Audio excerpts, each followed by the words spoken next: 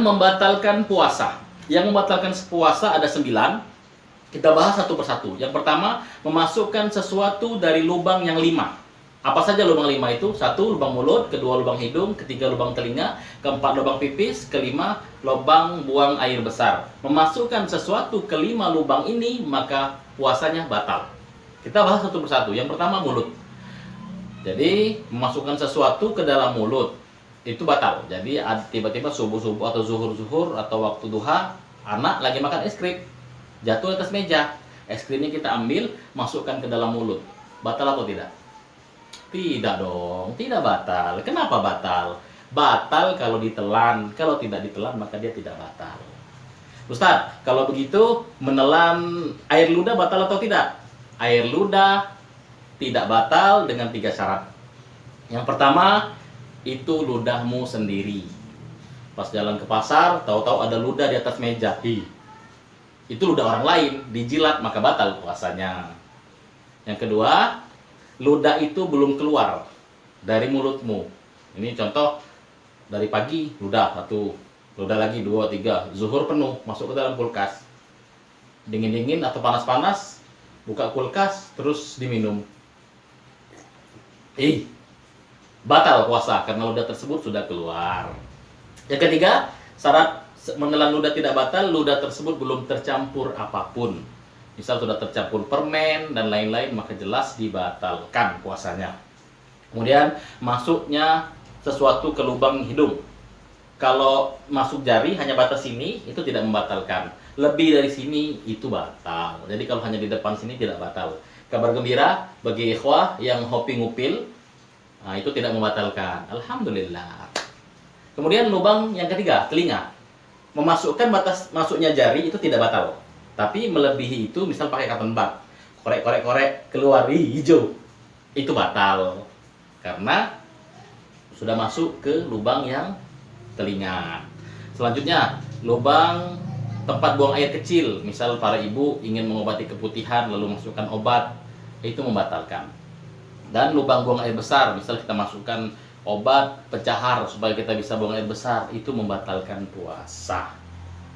Jadi memasukkan sesuatu ke lubang yang 5 maka puasanya batal. Itu yang pertama. Yang kedua, muntah dengan sengaja. Misalnya siang-siang terus dicolok-colok pakai jari atau pakai apapun, muntah, puasanya batal. Ketiga dan keempat ini hampir mirip. 1, 2 tadi lubang yang 5 dan muntah. 3 dan 4 bersenggama meskipun tidak mengeluarkan sperma, batal. Yang kedua, mengeluarkan sperma dengan sengaja, 3 dan 4, ini batal.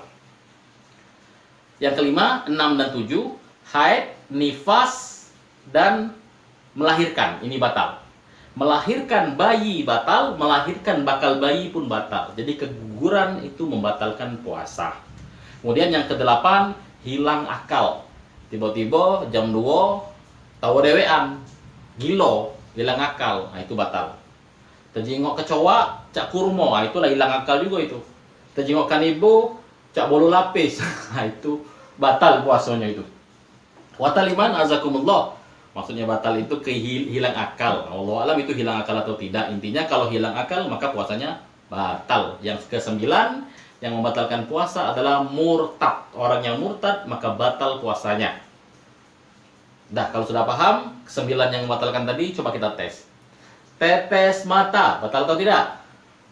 Tidak batal, karena bukan lubang yang 5. Suntik, batal atau tidak? Tidak batal, karena bukan lubang yang 5. Cabut gigi, batal atau tidak? Tidak batal, dan batal kalau giginya ditelan. Kemudian, nangis, batal atau tidak? Nangis membatalkan puasa kalau nangisnya sambil minum es teh. Nah, ikhwatal iman azakumullah. Lalu kemudian yang makruh pada saat kita melaksanakan puasa. Yang pertama, tidur. Ustaz, katanya ada yang mengatakan naumus shaim ibadah. Tidurnya orang yang berpuasa itu ibadah. Ini hadisnya hadis maudhu, hadisnya palsu. Mengapa palsu? Karena ada Sulaiman bin Amr an-Nakhai, menurut para ulama beliau adalah perawi pendusta. Jadi hadisnya palsu. Kemudian berinteraksi terlalu lama dengan air, ini juga makruh. Nyelam dari subuh sampai maghrib, nah itu makruh. Terlalu lama berinteraksi dengan air itu makruh. buka kulkas dingin-dingin jam 2, jam 3 no. Tuh dingin, itu makruh. Kemudian mencicipi makanan. Biasanya ibu-ibu kalau lagi masak mencicipi makanan, apa hukumnya? Hukumnya makruh, tidak membatalkan puasa asal jangan ditelan. Kalau ditelan otomatis batal karena dia sudah tercampur, air liurnya tercampur dengan bumbu rendang tadi. Jadi batal.